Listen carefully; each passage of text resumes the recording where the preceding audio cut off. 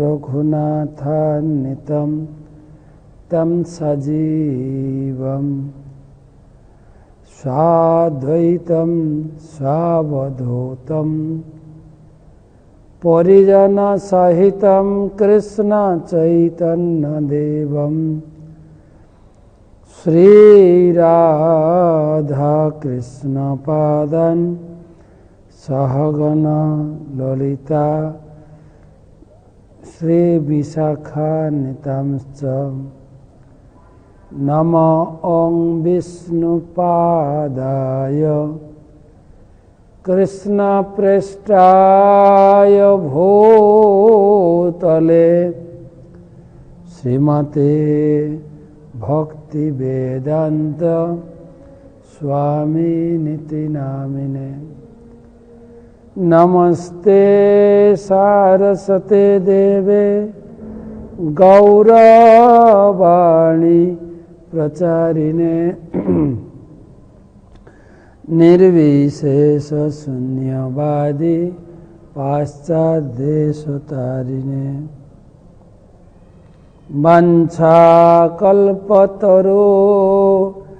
भयश्च कृपा सिन्धु भयवच पतितानां पावनेभ्यो वैष्णवेभ्यो नमो नमः। जय श्री कृष्ण चैतन्य प्रभु नित्यानंद श्री अद्वैत गदाधर श्रीवासदि श्री गौर भक्तबिंद। हरे कृष्ण कृष्ण कृष्ण हरे हरे हरे राम राम राम हरे हरे। ओं नमो भगवते वासुदेवाय ओं नमो भगवते वासुदेवाय ओं नमो भगवते वासुदेवाय। नारायणं नमस्कृत्यं नरं चैव नरोत्तमं देवीं सरस्वतीं व्यासं ततो जयमुदीरये। तमादिदेवं करुणानिधानं तमालवर्णं सुहितावतारम् अपार संसार समुद्रसेतुं भजामहे भागवत स्वरूपम। ग्रंथराज श्रीमद् भागवतम प्रथम स्कंध अष्टादश अध्याय श्लोक नंबर हमारा 6 থেকে पाठ करब। तो आज के 139तम क्लासे सबाई के सुस्वागतम जानाई एवं हार्दिक शुभेच्छा एवं वैष्णवीय प्रणाम जानाई। तो पाठेर शुरूते आमार परमाराध्य परम पूजनीय गुरुदेवेर चरणे प्रणाम पुष्पांजलि अर्पण करी एवं तार कृपा आशीर्वाद प्रार्थना करी।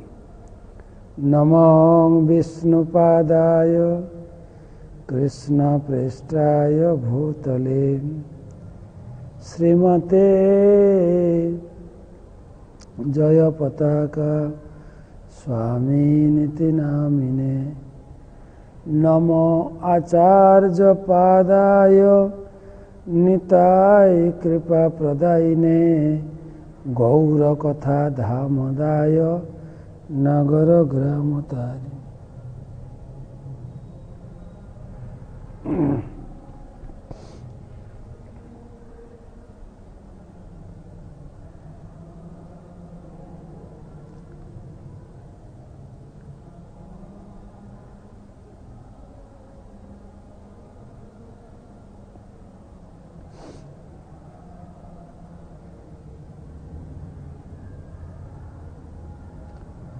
আজকের ভাগবত মাহাত্ম্য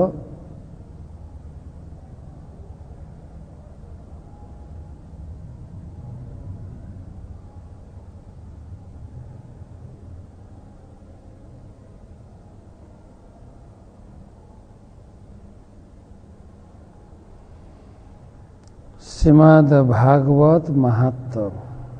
উত্থায় প্রণমেদ যো বৈ শ্রীমদ্ ভাগবতম নরঃ ধনপুত্রম তথা দারান ভক্তিম চ প্রদদাম্যহম।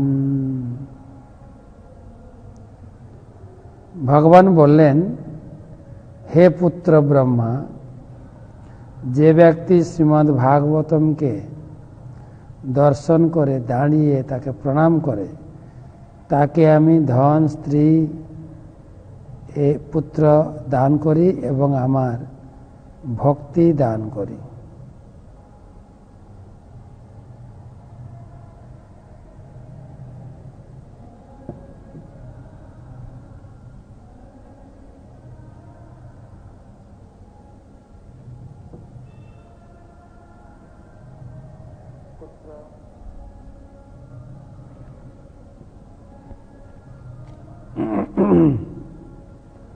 তো আজকে শুভ একাদশী বাসরে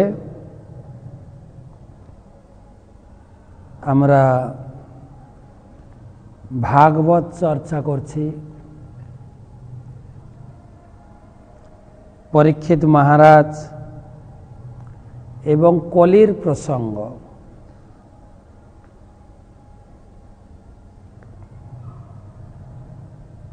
বিশেষ করে এই একাদশী তিথি অত্যন্ত গুরুত্বপূর্ণ, শর্তিলা একাদশী। ভগবান বলছেন, ভগবানের কি বলে গীতা মাহাত্ম্যে বর্ণিত আছে যে বিশেষ করে হরিবাসর তিথিতে, একাদশী তিথিতে গীতা ভাগবতম পাঠ ভগবানের খুবই প্রসন্নতা বিধান করে।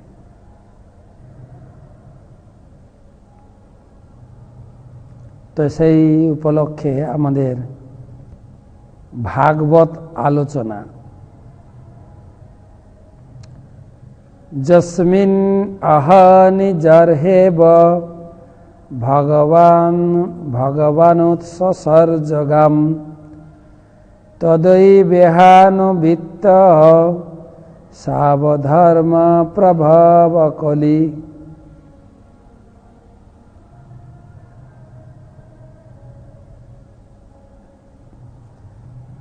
যস্মিন আহনি জর্হেব ভগবান সসর্জগম তদৈ বেহানুবিত্ত সাব অধর্ম প্রভব কলিহি। তো গতকালকে পর্যন্ত আমরা আলোচনা করেছিলাম মহারাজ পরীক্ষিত কতটা মহান ছিলেন এবং তার রাজ্যে কলি তার প্রভাব বিস্তার করতে পারেনি।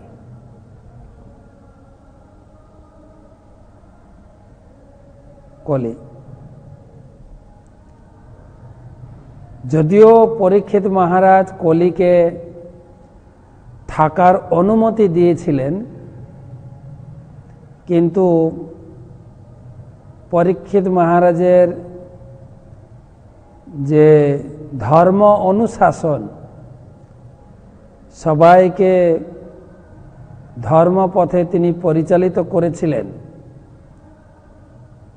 সমস্ত প্রজাদের ধর্মের ভিত্তিতে তাদের শিক্ষা দিয়েছিলেন, যার ফলে কলি তার রাজত্ব বিস্তার করতে পারেনি।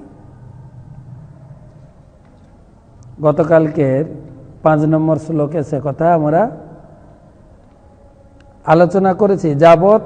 তাবৎ কলি ন প্রভবে প্রবিষ্ট প্রিয় সর্বত। ন প্রভাবে, কলি প্রভাব বিস্তার করতে পারেনি। যাবদীশ মহানুভব অভিনব্য একরাট। অভিমন্যু পুত্র একরাট পরীক্ষিত মহারাজের রাজ্যে কলি প্রভাব বিস্তার করতে পারেনি। তো শ্লোক নাম্বার 6, ভগবান শ্রীকৃষ্ণ যেদিন, যে মুহূর্তে, যে দিন এবং যে মুহূর্তে এই ধরাধাম ত্যাগ করেছিলেন অধর্মের আশ্রয় কলি, সেই দিন সেই মুহূর্তেই এখানে প্রবেশ করেছিল। কলির রাজত্বকালের হিসাব দেওয়া হয়েছে। ভগবান যেদিন এই ধরাধাম ত্যাগ করে গেছেন সেদিন থেকেই কলি,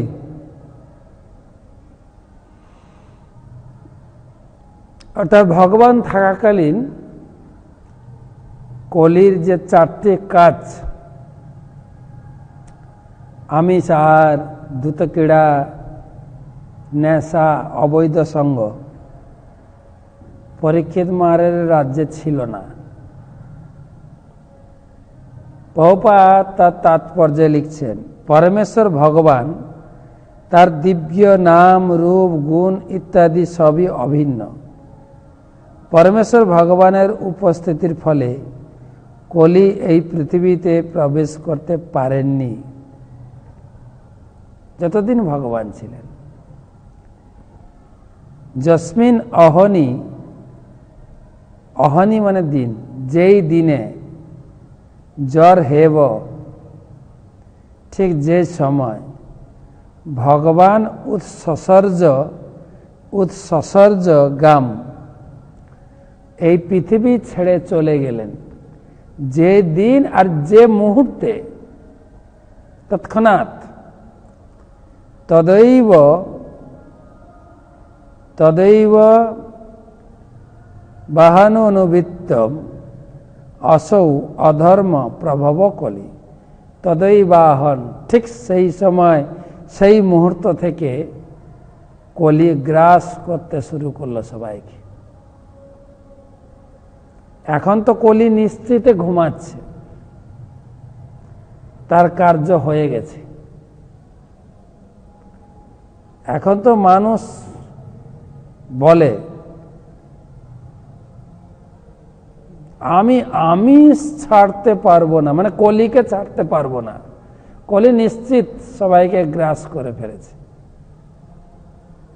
কিন্তু যতক্ষণ ভগবান ছিলেন কলি তার প্রভাব বিস্তার করতে পারেন। তাই প্রভুপাদ বলছেন, তেমনি পরমেশ্বর ভগবান উপস্থিত পেলে কলি প্রবেশ করতে পারেনি। তেমনি যদি নিরন্তর ভগবানের নাম, যশ, গুণ ইত্যাদি কীর্তন করি তাহলে কলি আমার ভিতরে প্রবেশ করার সুযোগ পাবে না। এই পৃথিবী থেকে কলিকে দূর করে দেওয়ার এটি হচ্ছে উপায়।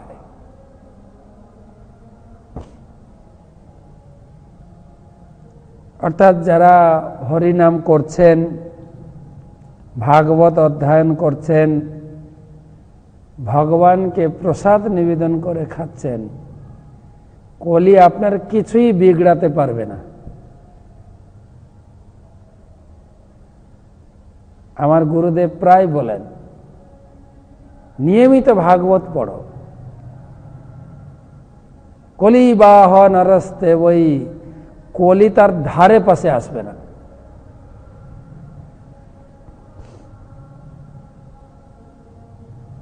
তাই এই লকডাউনে তিনি নির্দেশ করলেন, তুমি ভাগবত পড়ো আর ভাগবত পড়াও। করোনার করুণা, আজ করোনার দরুন এই অনলাইনের এত প্রাধান্য, যেন মনে হয় সারা বিশ্বটা এক সংসার হয়ে গেছে, সবাইকে একসঙ্গে পাওয়া যাচ্ছে।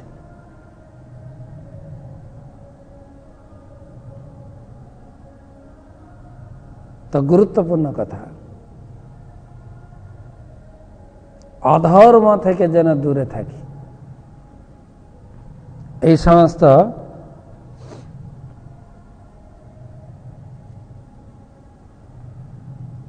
অশুভ কাজগুলি,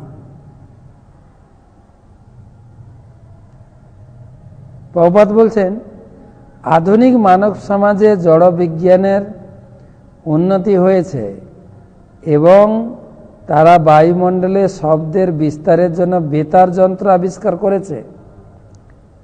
এখন ইন্দ্রিয় তৃপ্তির জন্য কতগুলি অর্থহীন শব্দ তরঙ্গায়িত না করে রাষ্ট্র নেতারা যদি ভাগবতমের ভিত্তিতে ভগবানের দিব্য নাম যশ লীলার অপ্রাকৃত শব্দ তরঙ্গ বিতরণ করেন, তাহলে এক অনুকূল পরিস্থিতির সৃষ্টি হবে, যা সারা পৃথিবী জুড়ে ধর্মের পুনঃপ্রতিষ্ঠা হবে।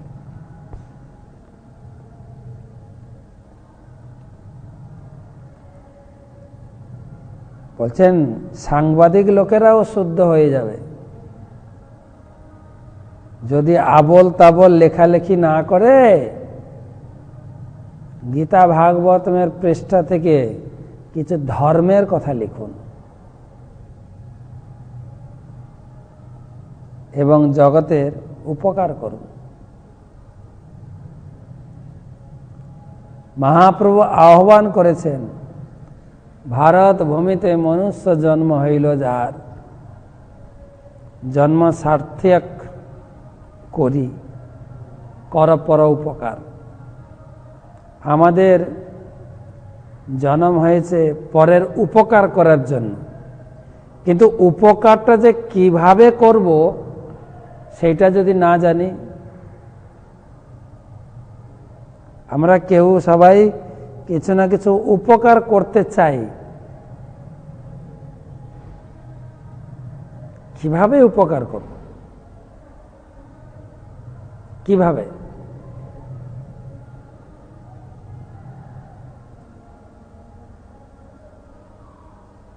লোকে সাধারণত মনে করে সর্বশ্রেষ্ঠ উপকার হচ্ছে অন্নহীনকে অন্নদান, বস্ত্রহীন বস্ত্রদান, আর সেইটুকুই আমরা জানি আর সেইটুকুই করি।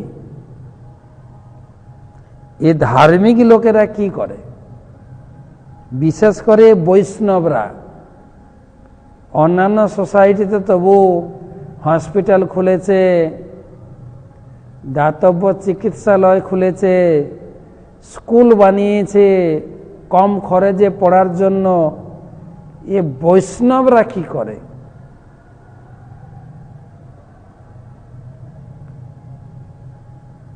প্রভুপাদ বললেন, একটা উদাহরণ দিয়ে তোমাকে বুঝাবো।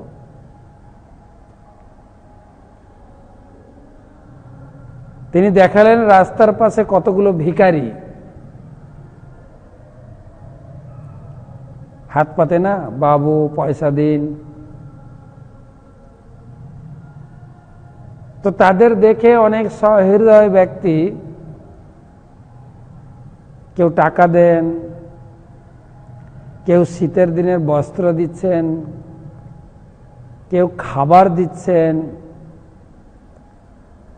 তো একটা লোক দেখে চিনতে পেরেছে ছেলেটিকে, বলছে, আরে তুই এখানে ভিক্ষা করছিস কেন? তুই তো অমুকের ঘরের ছেলে, তোর বাবা তো কত বড় ধনী, চল চল তোর বাবার কাছে পৌঁছে দেব, তোর বাবা তোকে খুঁজছে। তো ভদ্রলোক বাচ্চাটাকে নিয়ে বাবার কাছে পৌঁছে দিল, বাচ্চার দুঃখ মিটে গেল, বাবাও আনন্দ পেল। তো কোন কাজটি সর্বশ্রেষ্ঠ উপকার বলুন? আপনি টাকা দিয়েছেন, এটাও উপকার। আপনি বস্ত্র দিয়েছেন, এটাও উপকার। আপনি খাবার দিয়েছেন, এটাও উপকার। কিন্তু পরম উপকার হচ্ছে যে হাত ধরে তার বাবার কাছে পৌঁছে দিয়েছে। এটাও বলা চলে এই টাকা দেওয়া, কাপড় দেওয়া, খাবার দেওয়া এটা উপকার নয়। কেন না, এই টাকা, খাবার আর বস্ত্র যদি পেয়ে যায় ভিক্ষা করতে করতে, সে আর বাবার কাছে ফেরার চিন্তা করবে না। তার বাবার কাছে ফিরে যাওয়ার রাস্তাটা আপনি বন্ধ করে দিচ্ছেন। তাই গীতাই বললেন, শুভা শুভ ফলৈরেবম মক্ষসে মক্ষসে, বলছে অশুভ তো করবেই না, এই ধরনের শুভ কাজও করো না। মক্ষসে কর্মবন্ধনই, অশুভ তো করবেই না, এই ধরনের শুভ কাজও করবে না যেগুলো তোমার বন্ধন হয়ে যেতে পারে। কেন না, তোমার এই দান গ্রহণ করে সে কি কাজে ব্যবহার করবে তোমার জানা নেই। সতর্ক থাকো। দান দিতে চাও, পরের শ্লোকে বললেন, যৎ করসি যদস্নাসি যজ্জুহসি দদাসি যৎ তপস্যসি কৌন্তেয় তৎ কুরুষ্ব মদর্পণম। তুমি দান করার ইচ্ছা তোমার, আমার মন্দিরে আমাকে দাও, অর্থাৎ আমার নাম প্রচারে দাও। তাই বৈষ্ণবরা বাড়ি বাড়ি বাড়ি বাড়ি লোকের কাছে গিয়ে হাত জোড় করে ভিক্ষা করছেন।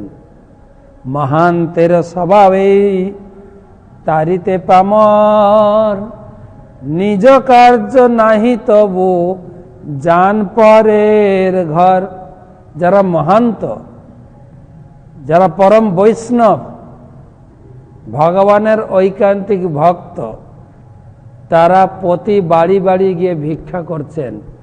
বল কৃষ্ণ, ভজ কৃষ্ণ, কর কৃষ্ণ শিক্ষা। একবার হরিনাম করুন, ভগবানের সঙ্গে নিজেকে যুক্ত করুন, ভগবানের কাছে ফিরে চলুন। ভগবানকে ভুলে গিয়ে এই জগতে ভিখারির মতো ঘুরছি।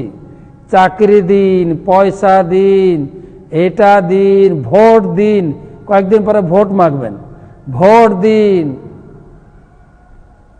ভিখারি সবাই, আমরা সবাই। কিন্তু এই ভিক্ষাবৃত্তি মিটে যাবে। বেদে বলছেন, বেদে অং পূর্ণমদঃ পূর্ণমিদং পূর্ণাৎ পূর্ণমুদচ্যতে পূর্ণস্য পূর্ণমাদায় পূর্ণমেবাবিবস্যতে বশিষ্যতে। ভগবান পূর্ণ, তার সৃষ্টিও পূর্ণ, আমরাও পূর্ণ। কিন্তু যেহেতু পূর্ণের সঙ্গে আমাদের বিচ্ছিন্ন হয়ে গেছে, ভগবানকে ভুলে গিয়ে এখানে ভিখারির মতো রাস্তাঘাটে ঘুরে বেড়াচ্ছি, সুতরাং আমাদের পূর্ণতা অনুভব হয় না।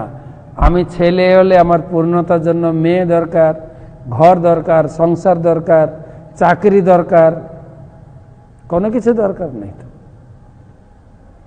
মচ্চিত্তা মদ্গত প্রাণ বোধয়ন্ত পরস্পরম কথয়ন্তস্য মাং নিত্যম তুষ্যন্তি চ রমন্তি চ। আনন্দ, কেবল ভগবানের নাম কীর্তন করুন, আনন্দে থাকুন। Chant and be happy, Prabhupada শিখিয়েছেন। তো এখানে বলছেন, এই রাষ্ট্রনেতা,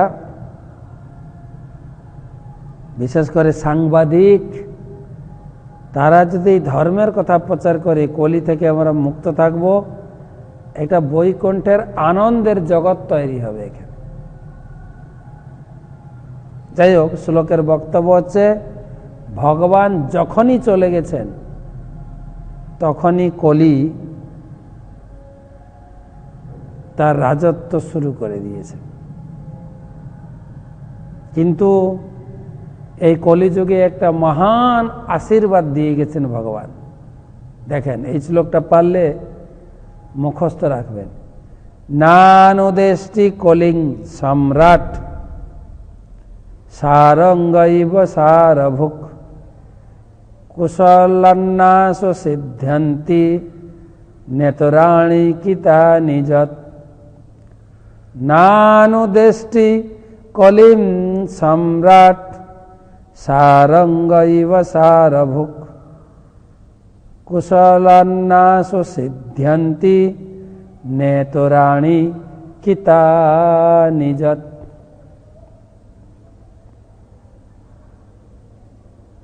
এখন প্রশ্ন আছে, কেউ বলতে পারেন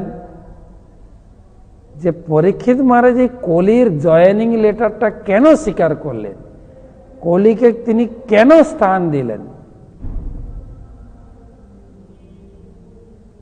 কেন?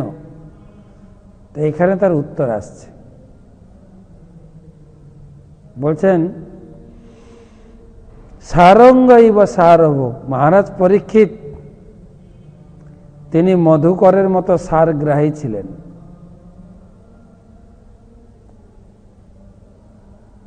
মধুকরের মতো সারগ্রাহী মানে, মধুকর মানে মৌমাছি, মৌমাছি।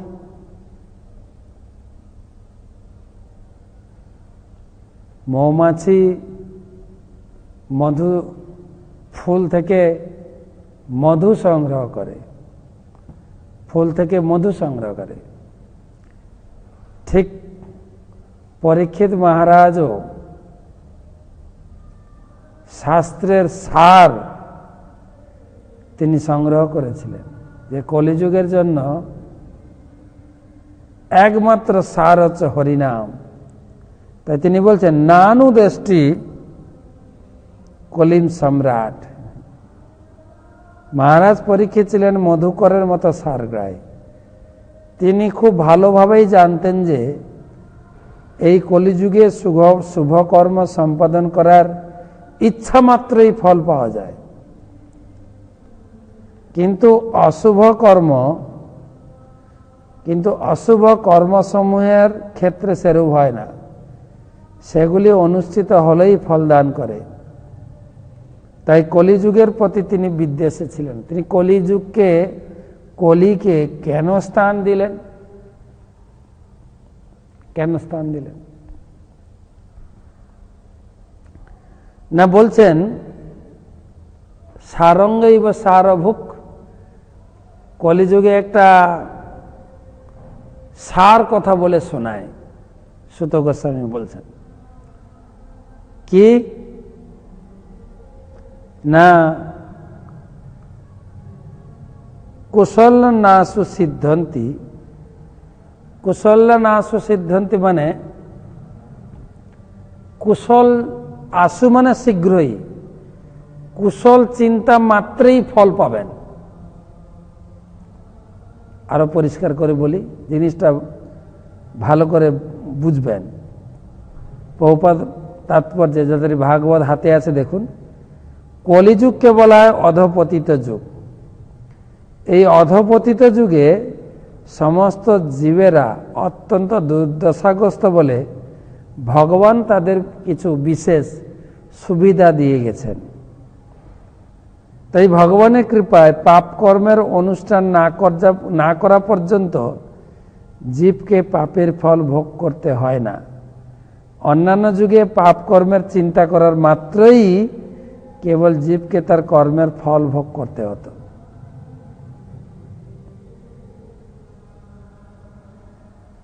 বুঝতে পারলাম? বলছেন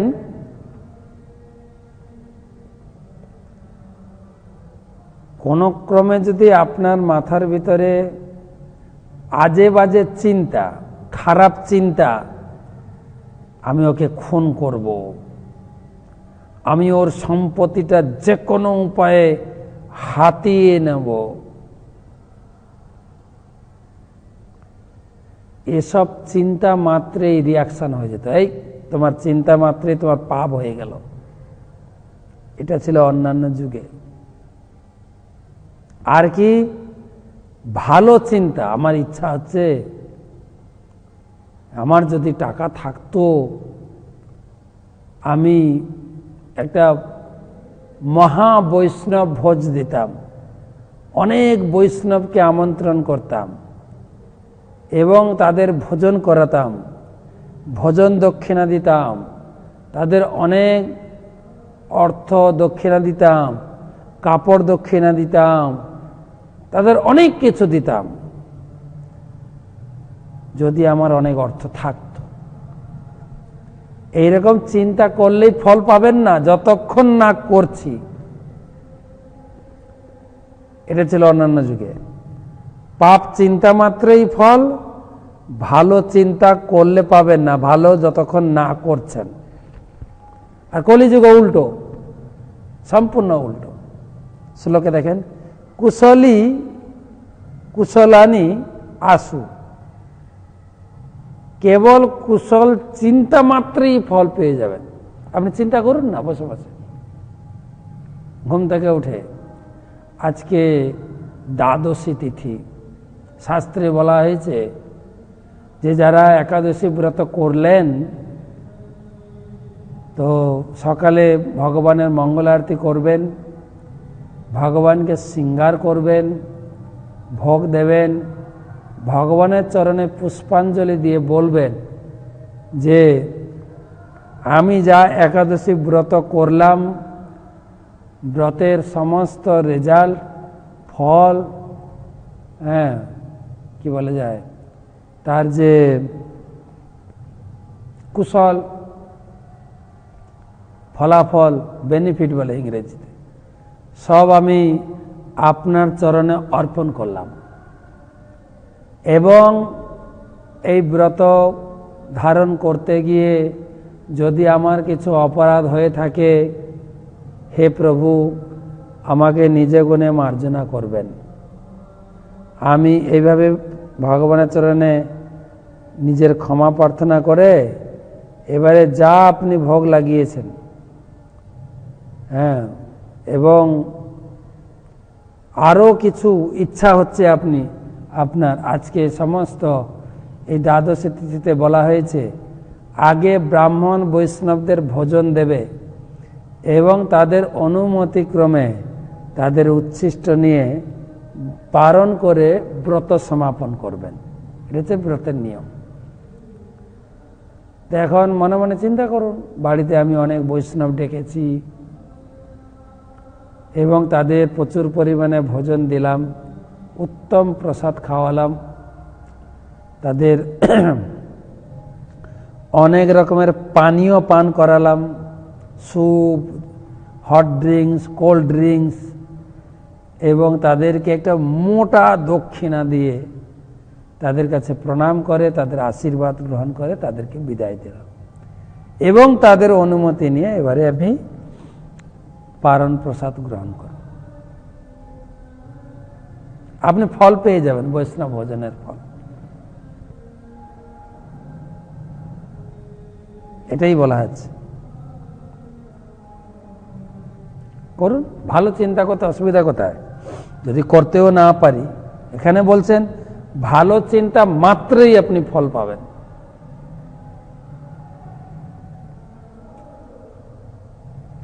একথা আমরা যখন একটা আমাদের কোর্স করতে হয় আমাদের ইস্কনের ভক্তদের, অর্চন পদ্ধতি,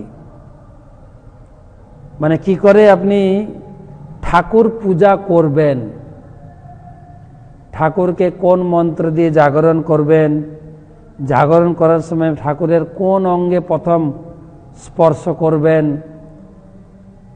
না প্রথম হচ্ছে আপনি মন্দিরে কিভাবে ঢুকবেন সে মন্ত্র আপনাদের পাঠিয়েছিলাম।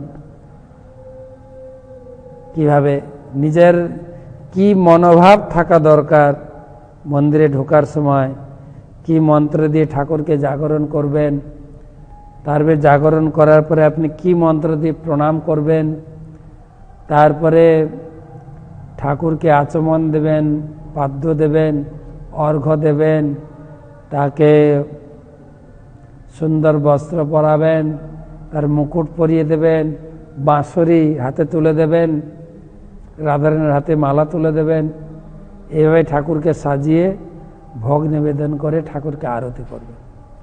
কি মন্ত্রে আরতি করবেন, কি মন্ত্রে ভোগ লাগাবেন, কিভাবে ঠাকুরকে স্নান করাবেন, শৃঙ্গার করবেন, কি মন্ত্রে পুষ্প অর্পণ করবেন, কি মন্ত্রে ফুল অর্পণ করবেন, শেখানো হয়। সেখানেও মানস পূজার কথা বলেছেন, মনে মনে ভগবানের। তো সেখানেও বলছেন যে ভগবানকে ভোগ নিবেদন করার পর তুমি ভোগের প্লেটটা, প্রসাদের প্লেটটা হাতে নিয়ে বলবেন, হ্যাঁ, ইদম নির্মাল্য আদিকম সর্ব বৈষ্ণবেভ্যো নমঃ। আপনার চিন্তাতে যত বৈষ্ণবের কথা মনে এসে যায়, যাদের যাদের সঙ্গে আপনি পরিচিত, 2, 5, 10, 20, 100, 1000 সবাইকে খাইয়ে দেন, একটা প্লেটের প্রসাদ খাইয়ে দেন। ইদং নির্মাল্য আদিকম সর্ব বৈষ্ণবেভ্যো নমঃ। খাওয়ান।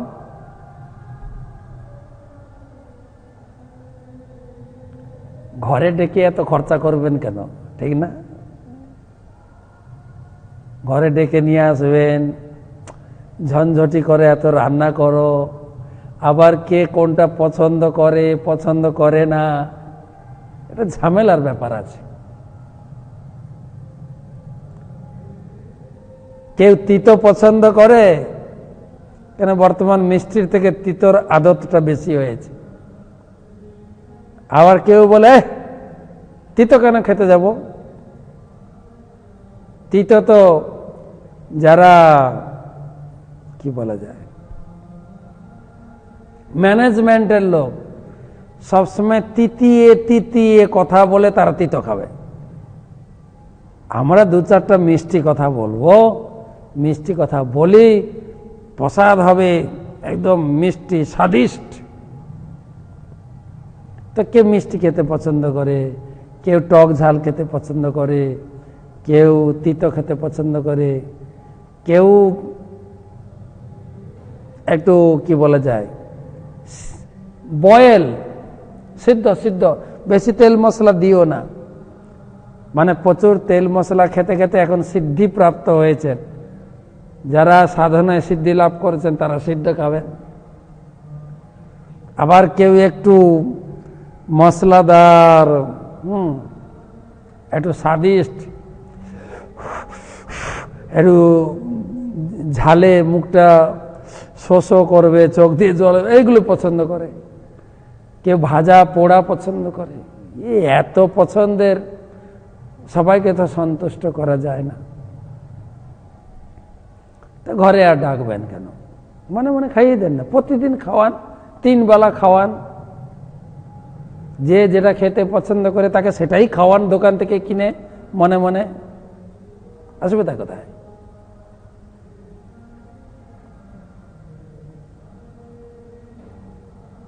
আর কৃপা লাভ করুন। এখানে বলছেন কুশলানি আসু, কুশল চিন্তা করুন। আরে সবাইকে আমি সিল্কের বস্ত্র দান করলাম,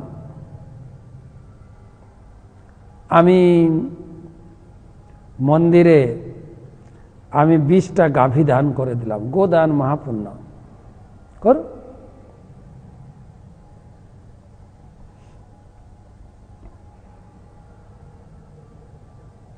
ভালো চিন্তা করুন। কয়েকদিন আগে আমি আপনাদের কাহিনী শুনেছিলাম, অবন্তীনগরে সে ব্রাহ্মণ কিভাবে মানসিকভাবে ভগবানের সেবা করতে গিয়ে গরম পায়েসের ভিতরে আঙ্গুল ডোবালেন, আঙ্গুলটা ফুসকা পড়ে গেল।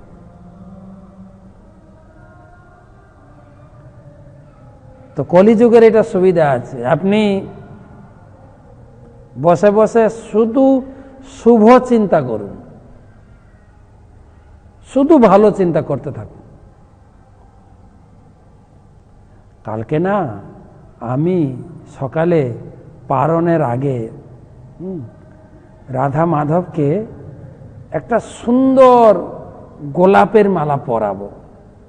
আমি বাজার থেকে গোলাপ কিনলাম, নিজে হাতে সুন্দর করে গাঁথলাম, তার নিচে যে লকেটটা সুন্দর করে বানিয়েছি, মাঝে মাঝে 2-1টা পদ্ম ফুল দিয়েছি। এত সুন্দর করে মালাটা হয়েছে না, তো গোবিন্দকে পরালাম। আর মালাটা খুব ভারী হয়েছে। আর প্রত্যেকটি গোলাপের পাপড়ি তুলে তুলে, পদ্মের পাপড়ি তুলে তুলে, পাপড়ি দিয়ে সুন্দর একটা নরম মালা গুরুদেবের গলায় পরালাম। পরান না, ঘর থেকে পরান। আর যারা আমার ক্লাস শুনছেন তারা এটা অভ্যস্ত আছেন। বর্তমান এই যতদিন থেকে লকডাউন হয়েছে, আমার গুরুদেব প্রতিদিন তিনি সকালে ওনার সাধন ভজন সম্পূর্ণ করার পরে, মানে মালা জপ কমপ্লিট হয়ে গেল, ভাগবত অধ্যয়ন বা যা যা কাজ আছে হয়ে যাওয়ার পরে কিছু ভক্তদের পত্র থাকে, পত্রের উত্তর দেন, হোয়াটসঅ্যাপে উত্তর দেন, দু একটা মিটিংও থাকে। করার পরে তিনি বলেন আমি শিষ্যদের বাড়িতে যাব। এক একটা এরিয়া তিনি ভিজিট করেন। আজকে আমি বাংলাদেশ যাব, আজকে আমি সিঙ্গাপুর যাব, আজকে ভারতের কলকাতা অঞ্চলে ঘুরব, যত আমার শিষ্য বাড়ি আছে আগে থেকে বলে দেন, রুটিন করা থাকে এবং সেই অনুযায়ী রুটিনটা পৌঁছে যায়, সবার কাছে পৌঁছে যায়। আর সবাই গুরুদেব যেটা যেটা পছন্দ করেন একদম সেই রকম বানিয়ে রাখেন। শিষ্যরা জানেন গুরুদেব কি পছন্দ করেন। কখনো কখনো গুরুদেবের সেবক যারা রয়েছেন, যারা রাঁধুনি রয়েছেন, তাদেরকে জিজ্ঞাসা করেন গুরুদেব কি খেতে পছন্দ করেন। সেই সমস্ত পদ ভগবানকে নিবেদন করে থালা নিয়ে বসে থাকেন। গুরুদেব এক একটা বাড়ি তিনি যাচ্ছেন, নাম ধরে ডাকছেন যে গোবিন্দ দাস, আমি তোমার বাড়িতে এসেছি, তুমি আমাকে কি খাওয়াবে আজকে, তোমার ঠাকুর মন্দিরটা একটু দেখাও। তো গুরুদেব ঠাকুর মন্দির ভ্রমণ দর্শন করেন, কিভাবে ঠাকুর সাজিয়েছেন, কিভাবে আজকে পূজা করেছেন। তারপরে ভগবানকে বলছে কি ভোগ লাগিয়েছ? তো গুরুদেব এই ভোগ লাগিয়েছে, প্রসাদ আপনি গ্রহণ করুন। আর অনেক সময় ছবিতে দেখা যায় না কি প্রসাদ, তো ভক্তরা লিখে দেন কাগজে, আজকে শুক্তা, পালং শাক, পকোড়া, তারপরে ডাল পুরি, ছানা বড়া, পাটিসাপটা, তারপরে যখন তখন দক্ষিণ ভারতে ইডলি, ধোসা, তো এক একটা এরিয়ায় গেলে এক একটা। গুরুদেব দেখে খুবই তৃপ্ত হন। আর আপনি কতটা বিশ্বাস করবেন কে জানে। তো বেশ কিছুদিন আগে, 3 মাস আগে, গুরুদেবের সঙ্গে একটা সকালে মিটিং আছে 11টার দিকে। তো সবাই অপেক্ষা করছেন। গুরুদেব একটু লেটে এসছেন, বলছে সরি আমার একটু লেট হয়ে গেল, আসলে কালকে অনেক বাড়ি ভ্রমণ করতে গিয়ে অনেক খেয়ে ফেলেছি। কালকে ঢুকেছিলাম বাংলাদেশে, আর সে বড় বড় মোয়া এসব খেয়ে না আমার একটু ইনডাইজেশন হয়ে গেছে। তো গুরুদেব বলছেন, মনে পড়ে গেল যে খাওয়ান না ঘর থেকে, কুশলানি আসু, গ্রহণ করেন ভগবান। অ্যাটলিস্ট গ্রহণ করুক না করুক, শাস্ত্রের কথা আপনি তৃপ্তি বোধ করবেন, আপনি ফল পাবেন। এটা ভাগবতমের বার্তা। কুশলানি আসু, কুশল চিন্তা করুন, আসু মানে সঙ্গে সঙ্গে ফল পেয়ে যাবেন, বৈষ্ণব ভোজনের ফল পেয়ে যাবেন। গুরু সেবার ফল পেয়ে যাবেন, শুভ চিন্তার ফল পেয়ে যাবেন। কিন্তু পরেরটা দেখেন, নেতরানি কিতানি যত। কিন্তু আরেকটা সুবিধা হচ্ছে, অন্যান্য যুগে খারাপ চিন্তা মাত্রই ফল হয়ে যেত, আর এটাও গেছে উল্টে। যদি কোনো কারণে মনের ভিতরে কুচিন্তা, খারাপ চিন্তা এসে যায়, ফল হবে না, যতক্ষণ না খারাপটা কাজ করছে না করছেন।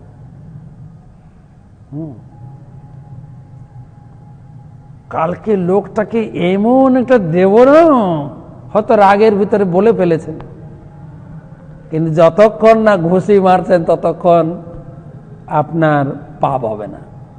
তার মানে এটা আমি বুঝাচ্ছি না আপনাকে যে আপনি শুধু খারাপ চিন্তা করতেই থাকুন, না। বলছে বাই চান্স যদি খারাপ চিন্তা এসেও যায়, আপনার ফল হবে না। কত সুবিধা দেখুন। এই জন্য বলছেন, নানু দেশটি কলিম সম্রাট। তাই এই সম্রাট মহারাজ পরীক্ষিত এই জিনিসগুলো তিনি জানতেন, তাই কলিকে বলে, থাকো তুমি, কোনো অসুবিধা নেই, কোনো অসুবিধা নেই। যারা এই যুগের ভালো চাইবে তারা ভালো করতে পারবে, তাদের কলি কিছুই বিগড়াতে পারবে না, তুমি কিছুই করতে পারবে না। আর যারা কলিকে নিয়ে মশগুল থাকবে তারাই ক্ষতি হবে, তারাই জীবনে হানি হবে।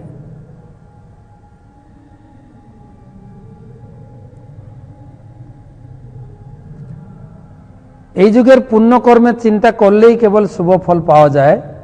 ভগবানের কৃপায় পরীক্ষিত মহারাজ ছিলেন অত্যন্ত জ্ঞানী অভিজ্ঞ রাজা, তাই তিনি কলির প্রতি বিদ্বেষ করেননি, কেননা তিনি তাকে কোনো পাপ কর্ম করার সুযোগ দিতে চাননি। তিনি তার প্রজাদের কলিযুগের পাপময় প্রভাব থেকে রক্ষা করেছিলেন, আবার সেই সঙ্গে তিনি কলিকে সমস্ত সুযোগ দিয়েছিলেন কতগুলি বিশেষ বিশেষ স্থানে। তিনি কলিকে থাকার অনুমতি দিয়েছেন, কিন্তু তার প্রজাদের পাপ করার সুযোগ দেননি, তো কলি ঢুকবে কোত্থেকে? তাই যারা এই ভগবত ভক্তির পথে আছে, কলি কিছুই করতে পারবে না, নিশ্চিত থাকুন। শ্রীমদ্ ভাগবতমের শেষে বলা হয়েছে, কলিযুগ যদিও পাপের সমুদ্র, এই যুগে একটি মহান গুণ রয়েছে,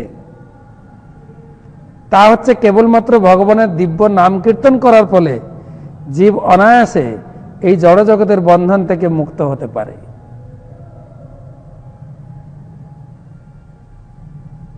কলি পাপের সমুদ্র।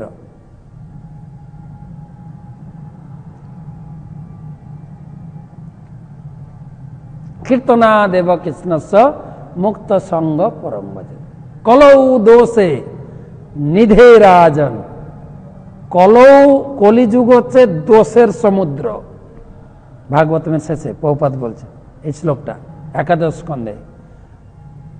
কলিযুগ হচ্ছে দোষের সমুদ্র। দোষ, দোষ, বায়ু দূষণ, জল দূষণ, মাটি দূষণ, হাওয়া দূষণ, সব দোষে ভর্তি। কিন্তু অস্তি এক মহৎগুণ, একটাই মহৎগুণ, হরিনাম করুন, নিজেকে শুদ্ধ রাখুন। এভাবে মহারাজ পরীক্ষিত ভগবানের দিব্য নাম প্রচারের এক সুসংবদ্ধ প্রচেষ্টা করে গেছেন, কলির কবল থেকে তার প্রজাদের রক্ষা করে গেছেন। কলি একটা পরীক্ষিত মহারাজ একটা রাস্তা দিয়ে গেছেন যে হরিনাম করুন, জগৎকে সুরক্ষিত রাখুন, কলি কিছুই করতে পারবে না। এই বিশেষ সুবিধার জন্য কেবল মহর্ষিরা কখনো কখনো কলিযুগের শুভ কামনা করেন। সেই জন্য মহর্ষিরা এই কলিযুগকে শুভ যুগ বলে। কথা কথা বলা হচ্ছে সুবর্ণ এজ, গোল্ডেন এজ, সুবর্ণ যুগ। কলিযুগ হচ্ছে সুবর্ণ যুগ। এত সুবিধা, যোগ করতে হবে না, ধ্যান করতে হবে না, তপস্যা করতে হবে না, হরিনাম করুন, ভালো চিন্তা করুন। বেদেও বলা হয়েছে শ্রীকৃষ্ণের কার্যকলাপের কথা আলোচনা করার ফলে কলিযুগের সমস্ত অসুবিধা থেকে মুক্ত হওয়া যায়। শ্রীমদ্ ভাগবতের শুরুতে তো বলা হয়েছে, শ্রীমদ্ ভাগবত পাঠ করার ফলে পরমেশ্বর ভগবান হৃদয়ে বন্দী হয়ে যান। এইগুলি কলিযুগের বিশেষ গুণ। মহারাজ পরীক্ষিত সেগুলি পূর্ণ সদ্ব্যবহার করেছিলেন। একজন প্রকৃত বৈষ্ণব হওয়ার ফলে তিনি কলির কোনো অমঙ্গল কামনা করেন। কলির এত সুবিধা, বুঝে সদা সেব্যা শ্রীমদ্ ভাগবতী কথা যস্য শ্রবণ মাত্রেণ হরিচিত্যম সমাশ্রয়। কেবল ভাগবতমের কথা শুনুন আর হরিনাম করুন, হরি আপনার হৃদয়ে আবদ্ধ হয়ে যাবেন, হরি আপনাকে ত্যাগ করবেন না। আর হরি যেখানে থাকেন সেখানেই মঙ্গল। হরি যা করেন মঙ্গলের জন্য। ভাগবত এবং হরিনামকে আশ্রয় করুন। এবং শুধু তাই না, ভাগবত এবং হরিনামের কথা আপনার পরিচিতিজনের কাছে প্রচার করুন। যারা ক্লাস শুনছেন, কলি থেকে বাঁচানোর জন্য আপনার আত্মীয় পরিজনদের কাছেও এই সমাচারটা পৌঁছে দিন। এটা মহাপ্রভু চেয়েছেন। কর পর উপকার, যারে দেখো তারে কহ কৃষ্ণ উপদেশ। তুমি নিজে, আমার গুরুদেব ক্লাসে বলেন, তুমি কত নিজে পুণ্য করছো, হরিভজন করছো, কত আনন্দ পাচ্ছ, সেটা বড় কথা নয়। তুমি কতজনকে হরি কথা প্রচার করে এই ভগবান শ্রীকৃষ্ণের সেবায় যুক্ত করে আনন্দ দিতে পারছো কত লোককে, সেটাই হচ্ছে বিচার্য বিষয়। তাই যারা হরি কথা শুনছেন, ভাগবতমের কথা শুনছেন, লোককে শোনান। আমাদের প্রতিষ্ঠাতা আচার্য শিল প্রভুপাদ বলতেন, ইচ ওয়ান টিচ ওয়ান। কমপক্ষে একজন আরেকজনকে প্রচার করুন। আপনি এই ভাগবত কথা শুনে এখানে প্রায় 1000-এর উপর লোক শুনছেন ফেসবুকে। তো সুতরাং সবাই এক একজনকে প্রচার করে, এক একজনকে প্রচার করে নিয়ে আসুন। তাই বলছেন 8 নম্বর শ্লোকে, কিং নো বালেষু সুরেণ কলিনা ধীরধীরুণা অপ্রমত্ত প্রমত্তেষু যো বৃক নিসুবর্ততে। কিং নো বালেষু সুরেণ কলিনা ধীরভীরুণা অপ্রমত্তঃ প্রমত্তেষু যো বৃক নিসুবর্ততে।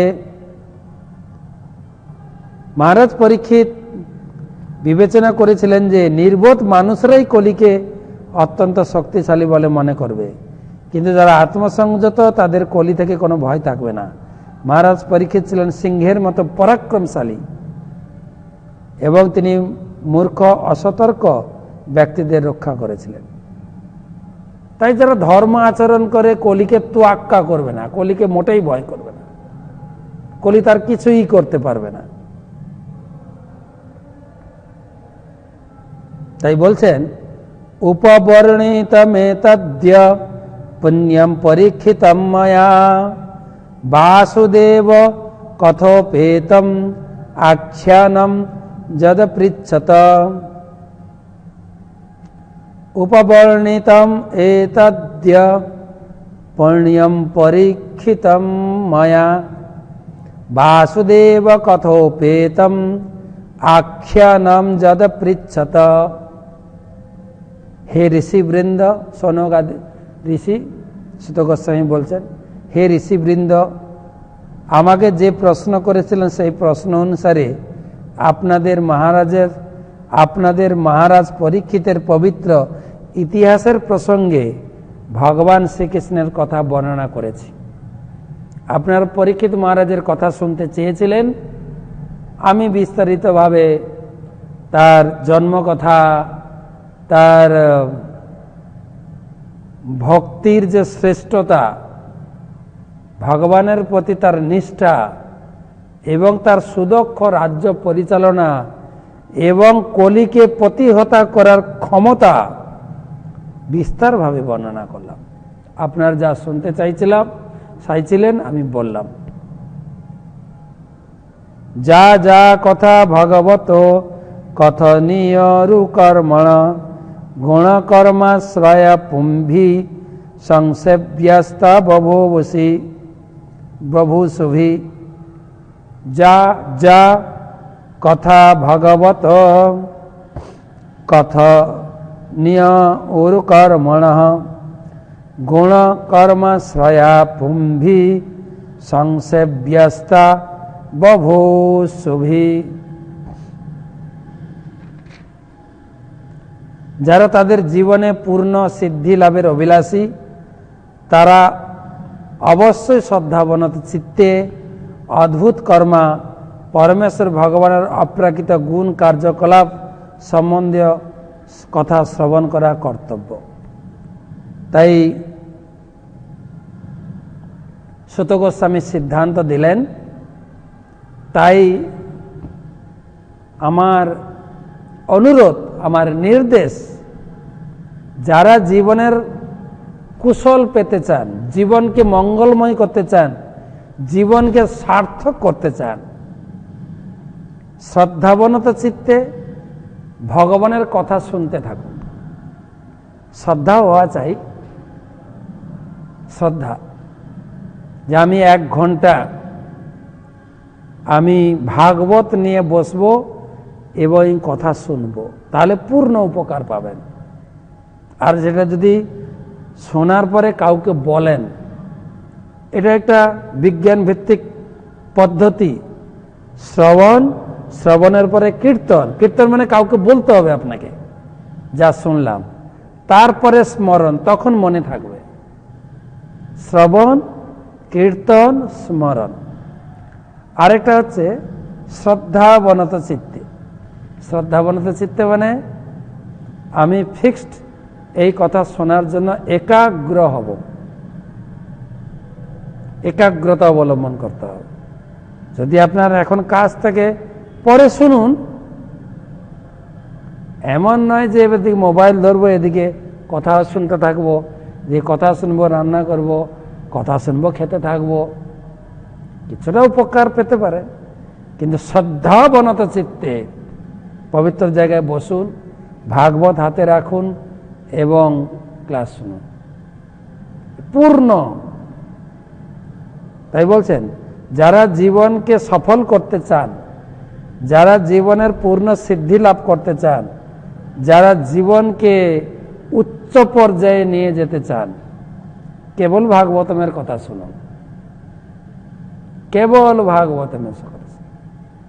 প্রবিষ্ট কর্ণ রন্ধ্রে ন সানাং ভাব সরুরুহম। এই কানের মাধ্যমে এই ভগবানের কথারূপী হৃদয়ে প্রবেশ করবে, হৃদয়কে আনন্দে পরিপ্লুত করে দেবে।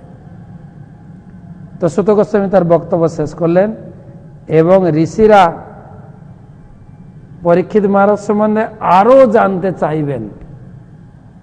এই অধ্যায়ে অনেকগুলো শ্লোক, 50টা শ্লোক, আমরা মাত্র 10টা কমপ্লিট করলাম, আর 40টা। তো সকলকে ধন্যবাদ। সময় অনুযায়ী আমরা এখানে সমাপ্ত করব। এখন নেব প্রশ্ন উত্তর পর্ব। যারা প্রশ্ন উত্তর পর্বে যুক্ত হয়েছেন তাদেরকে হার্দিক স্বাগতম জানাই। আর আজকে দেখছি অনেক লোক নতুন যুক্ত হয়েছেন, তো সকলকে আমি জানিয়ে দিই, আপনার প্রশ্ন আপনি আমার হোয়াটসঅ্যাপ নাম্বারে পাঠিয়ে দিন। যদি থাকে যে কোনো প্রশ্ন আপনি পাঠাবেন। আমার হোয়াটসঅ্যাপ নাম্বার +91 8016737500 +91 8016737500 এই নাম্বারে আপনি আপনার প্রশ্ন পাঠিয়ে দিন। তো এই পর্যন্ত যে প্রশ্ন পেয়েছি, গুয়াহাটি থেকে জয়ন্তী বলছি, আমি জানতে চাই কলি কি অবতার? কলি বাবারে না, 4টি যুগ আছে, যুগের এক একজন সম্রাট থাকে। বারে বারে আমরা আলোচনা করছি কলির রূপ হচ্ছে 4 রূপে তিনি প্রকাশিত। অবৈধ সঙ্গ, কলি হচ্ছে পাপের একটা রূপ, পাপ সবাইকে গ্রাস করে নেয়। এবং যদি আপনার কাছে ভাগবতম থাকে, ভাগবতমের পৃষ্ঠায় শিল প্রভুপাদ কলির স্বরূপটা এঁকে দিয়েছেন। আপনার কাছে ভাগবতম থাকলে দেখে নিতে পারেন। প্রেমেশ্বর দাস বলছি কুমিল্লা থেকে। আমার প্রশ্ন হলো, শিক্ষাষ্টকের প্রথম শ্লোকের কৈরব চন্দ্রিকা বিতরণম বিদ্যা বধূ জীবনম বলতে কি বোঝানো হয়েছে? বিদ্যা মানে শিক্ষা, শিক্ষার যে শ্রেষ্ঠতা, বধূ সুন্দর, বিদ্যা বধূ, অর্থাৎ বিদ্যা হচ্ছে, এই পারমার্থিক বিদ্যা হচ্ছে ভক্তদের জীবন স্বরূপ। ভগবদ গীতায় ভগবান বলেছেন, আমার ভক্তদের আহার হচ্ছে শাস্ত্র কথা। মচ্চিত্তা মদ্গত প্রাণা বোধয়ন্ত পরস্পরম কথয়ন্তশ্চ মাং নিত্যম তুষ্যন্তি চ রমন্তি চ। আমার ভক্তরা কেবল হরি কথা পান করে করে তৃপ্তি এবং আনন্দ লাভ করবে, আর কোনো কিছু খেতে হবে না। জীবনম জীবনম। আর কৈরব চন্দ্রিকা, তার জীবনটা চন্দ্রের মতো প্রস্ফুটিত হয়ে উঠবে। যিনি চেত দর্পণ মার্জনম ভব মহাদাবাগ্নি নির্বপনম, চিত্তরূপ যে ময়লা আবর্জনা আছে আমাদের হৃদয়ে, যেগুলো এক্সরে রিপোর্টেও ধরা যায় না। কিসে ধরা যাবে? কিচ্ছুতেই ধরা যাবে। কোন প্রকার আণুবীক্ষণিক যন্ত্র, এক্সরে, কোনো কিছু ধরা যাবে না। এই একমাত্র সাফ করতে পারে হরি কথা বা হরিনাম। হরিনাম করতে করতে, হরিনাম করতে করতে, হরিনাম করতে করতে, হরি কথা শুনতে শুনতে হৃদয়ের আবর্জনা পরিষ্কার হবে। আবর্জনা, প্রচুর আবর্জনা আছে, আপনি স্বীকার করতে পারেন না পারেন, প্রত্যেকের ভিতরে প্রচুর আবর্জনা, যেটাকে বলে অনর্থক।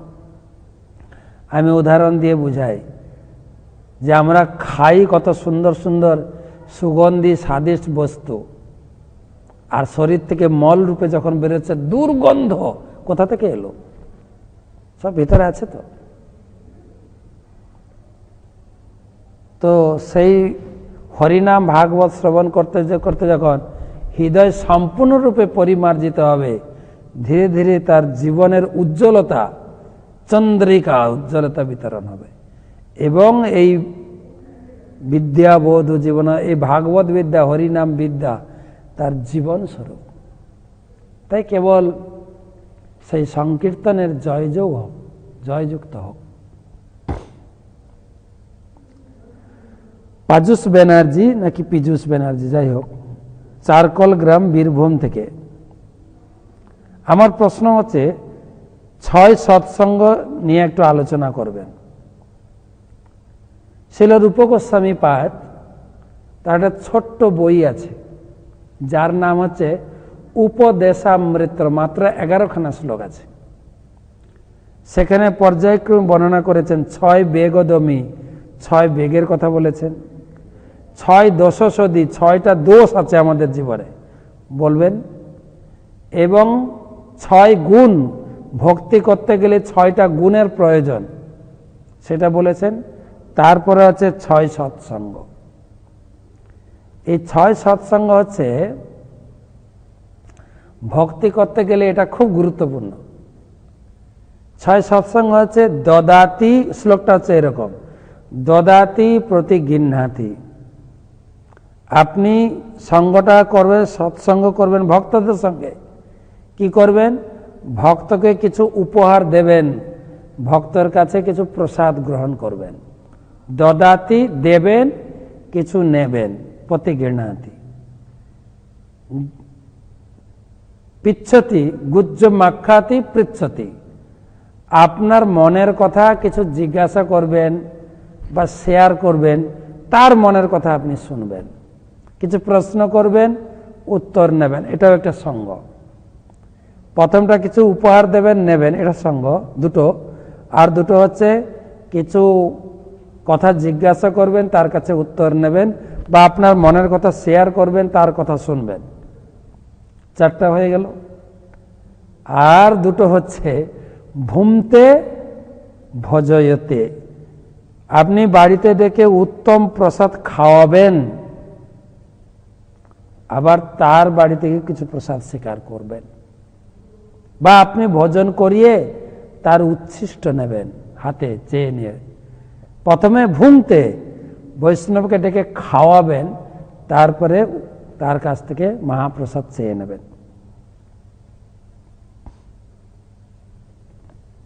পরবর্তী প্রশ্ন, বাংলাদেশ দিনাজপুর থেকে কণিকা। আমার বিনীত প্রশ্ন, যেহেতু কলি 5টি স্থানে বাস করে, সেহেতু আমাদের গৌড়ীয় ভক্তদের জন্য শুধু 4টি বিষয় নিষিদ্ধ কেন? কৃপা করে বলবেন মহারাজ। আমার জন্য তো 5টা নিষিদ্ধ। আমরা যখন ব্রহ্মচারী আশ্রমে ছিলাম, বা যারা ব্রহ্মচারী আশ্রমে আছেন, তাদের তো সম্পূর্ণরূপে নিষেধ,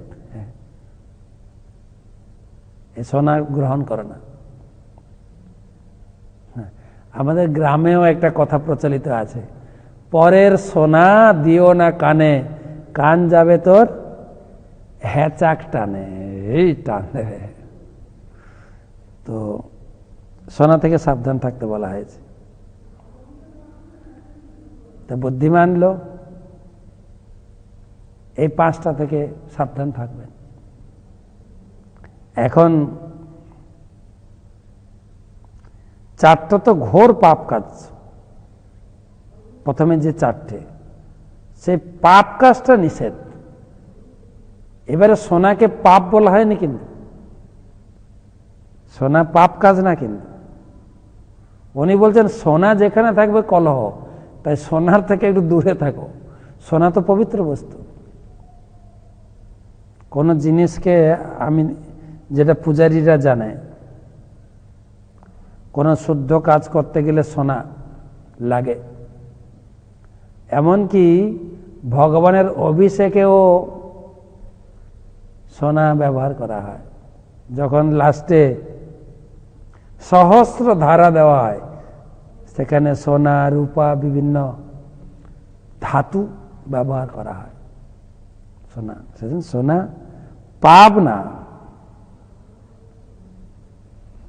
4টা যেরকম পাপ, সোনা পাপ না। সোনাটা কলহ, সোনা থেকে দূরে থাকুন। শোভন মিস্ত্রি, হাঁসখালি নদিয়া থেকে। পরবর্তী প্রশ্ন, পরীক্ষিত মহারাজের সময় কলি তো স্থান পায়নি, পরে কলি কিভাবে প্রভাব বিস্তার করলো? এই যে ভগবান চলে গেলেন,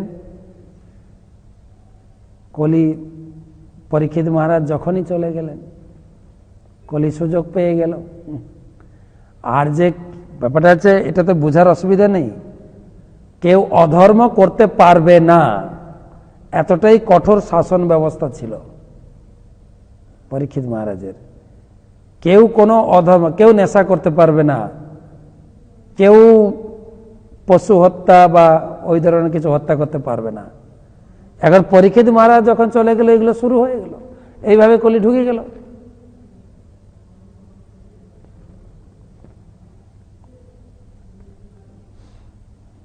পরবর্তী প্রশ্ন, নাম পাচ্ছি না। মহারাজ, কলি আর কি কোনো পরীক্ষিতের মতো মাতা পিতা আছেন? এবার কি প্রশ্ন?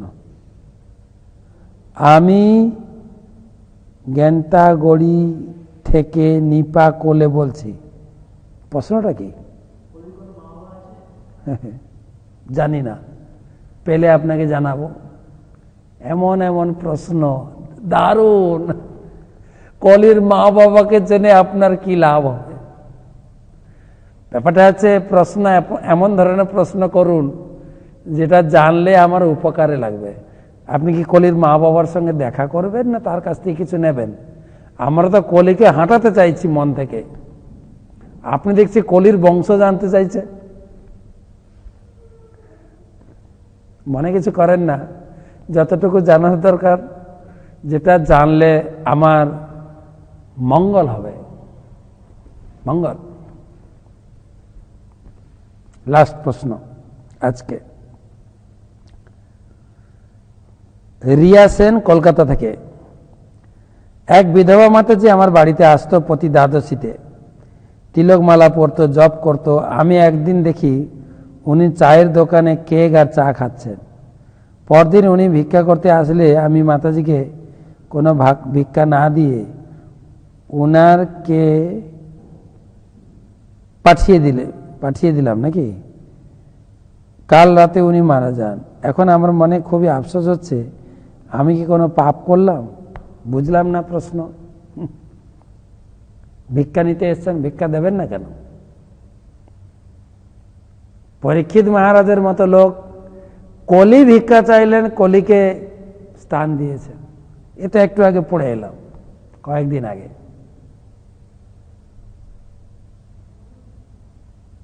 আপনি প্রসাদ দিতে পারেন যদি মনে করেন না আমি ও লোকটা আমার পয়সা নিয়ে দোকানে চা খাচ্ছে, হ্যাঁ, দেবেন না, ভগবানের প্রসাদ দেন। প্রসাদ সেবা করিতে হয় সকল প্রপঞ্চ জয়। একটু যখন ও প্রসাদ মুখে দেবে তাতেই পবিত্র হয়ে যাবে। গৃহস্থদের প্রথম কাজ হচ্ছে অতিথি দেব ভব বলা হয়েছে। অতিথি সেবা এটা বড় জিনিস, কিন্তু মহাপ্রভু গৃহস্থদের শিখিয়েছেন। এক গৃহস্থ কানাই খুঁটিয়া বলে মহাপ্রভুর এক পরম ভক্ত ছিলেন, পার্শ্বদ ছিলেন, কুলিন গ্রামের, বর্ধমানের। উনি প্রতি বছর রথযাত্রা দেখতে যেতেন পুরীতে, আর রথ টানার জন্য যে দড়ি লাগতো, সেই দড়ি এখান থেকে নিয়ে যেতেন, কুলিন গ্রাম থেকে দড়ি যেত। তিনি একদিন এই রথযাত্রার পরে হাত জোড় করে জিজ্ঞাসা করছেন মহাপ্রভুকে, হে প্রভু, আমি গৃহস্থ, আমার কি করা উচিত? আমাকে আপনি নির্দেশ দিন। তো মহাপ্রভু বলেছেন যে নাম সংকীর্তন আর বৈষ্ণব সেবন দুই কর, শীঘ্র পাবে শ্রীকৃষ্ণ চরণ। তুমি দুটো কাজ করবে, নাম করবে, নাম, আর বৈষ্ণব ভোজন দেবে, আমাদের ডেকে ডেকে খাওয়াবে। তিনি বলেননি সাধু ভোজন। কে সাধু কথাটা অনেক কিছু বোঝে। এই যে বলছেন তিলকমালা পরেন আবার চা খাচ্ছেন, দেখতে তো সাধুর মতো, আসলে সাধু না। তো তিনি বলেছেন নাম সংকীর্তন করবে, আর যারা নাম সংকীর্তন করে তাদের সেবা করবে, তাহলে তোমারও নামে রতি বাড়বে, তুমি ভগবানকে পাবে। তবে গৃহে যত লোক আসবে, অতিথি মানে কিছু সময় আমরা লোককে নেমন্তন্ন করি, আবার কিছু সময় বিনা নেমন্তন্নে আসেন। আমি দেখেছি আমার দেশের বাড়িতে, যখন আমি বাড়িতে ছিলাম, আমার দাদু বিশাল মহোৎসব করতেন বছরে একবার, 3 দিন অনুষ্ঠান, হাজার হাজার লোক খাওয়াতেন। আর আমাদের দেশের একটা পরিপাটি ছিল, আমরা গ্রামে গ্রামে গিয়ে নেমন্তন্ন করে আসতেন। কিন্তু গ্রামের পরিপাটিটা এটাই, বিনা নেমন্তন্নে কিছু লোক আসতেন, আর তাদেরকে চিহ্নিত করে তাদেরকে আগে ভোজন দেওয়া হতো। আগে কেন? তেনারা হচ্ছেন অতিথি, তাদের বিনা নেমন্তন্নে এসছে। তাই অতিথিকে তো সেবা অবশ্যই করবেন। ঘর থেকে ফিরিয়ে দিতে আপনি পারেন না, আপনার সাধ্যমতো আপনি এমন জিনিস দেন যেটা তার জীবনে পরিবর্তন এনে দিতে পারে। তার জন্য মুখ্য উপায় হচ্ছে, আজকে আমি আপনাকে একটু প্রসাদ দিই, প্রসাদ দেবেন। আমাদের ভক্তরা তাই করেন, কখনো কখনো ভিক্ষুকরা এলেও তাদেরকে প্রসাদ দেন, প্রসাদ দেন, একটু হরিনাম করিয়ে প্রসাদ দেন, তো দেওয়া উচিত। তো এখন আর পস্তে কি লাভ হবে? এখন ভগবানের কাছে ক্ষমা চেয়ে, যে কারণ অতিথি নারায়ণ বলে, অতিথি নারায়ণ, ক্ষমা চেয়ে ভগবানের সেবা করুন, বেশি করে নাম করুন, ভগবান হয়তো ক্ষমা করতে পারে।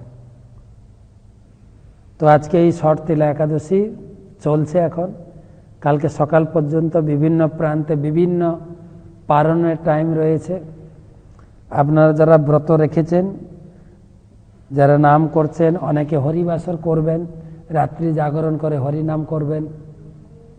ঠিক কালকে সময় মতো আপনি পারণ অবশ্যই করবেন। এই একাদশী অত্যন্ত গুরুত্বপূর্ণ ছিল। ষট তিলা, 6 প্রকার তিল দ্বারা সেবা করতে হয়। তিল দ্বারা স্নান, তিল দান করবেন, তিল দ্বারা হোম, তিল জল দিয়ে তর্পণ, তিল ভোজন আদি করে, 6টা কাজ। ষট তিলা বলছেন, এই তিল দান করলে ব্রাহ্মণকে, ব্রাহ্মণ সেই তিল যদি মাটিতে পুঁতে, সেই তিল গাছ থেকে যত তিল ধরবে তত সহস্র বৎসর আপনার জন্য পুণ্য ফলতে থাকবে, পুণ্য। যাই হোক, আমরা পুণ্য চাই না, আমরা ভক্তি চাই ভগবানের চরণে। তাই শর্তেলা একাদশীতে ভগবানের কাছে প্রার্থনা করে, ভগবানের চিন্তা করতে করতে, বা যারা হরিবাসর করবেন সারা রাত ব্যাপী হরিনাম করতে করতে, রাত্রি জাগরণ করে হরিবাসর করে হরির চরণে নিজেকে সঁপে দেবেন। এবং কালকে সকালে পারণ করার আগে যে পন্থা আমি বললাম, হ্যাঁ, মন্ত্র যদি বলতে পারেন ভালো, না হলে হাত জোড় করে প্রথমে ভগবানের মঙ্গলারতি, ভগবানের শৃঙ্গার, ভগবানের ভোগ এবং আরতি করে, হ্যাঁ, ব্রাহ্মণ বৈষ্ণবকে ভোজন দেবেন। তারপরে তাদের অনুমতি নিয়ে প্রসাদ গ্রহণ করবেন। যদি বলেন ব্রাহ্মণ বৈষ্ণব কোথায় পাবো, যারা গৃহস্থ সবার বাড়িতে বৈষ্ণব আছেন, তাদের অনুমতি নিয়ে এবং ঠাকুরের কাছে, সবার কাছে ভুল ত্রুটি প্রার্থনা করে ব্রত সমাপন করবেন। তো কালকে আবার দ্বাদশী, মহাদ্বাদশীতে কালকে সন্ধ্যার সময় আবার আসবো, আপনাদের সঙ্গে দেখা হবে। প্লাস যাদের যাদের প্রশ্ন যদি থেকে থাকে আপনি প্রশ্ন পাঠাবেন আমার সেই হোয়াটসঅ্যাপ নাম্বারে। সকলের মঙ্গল কামনা করি। হরে কৃষ্ণ।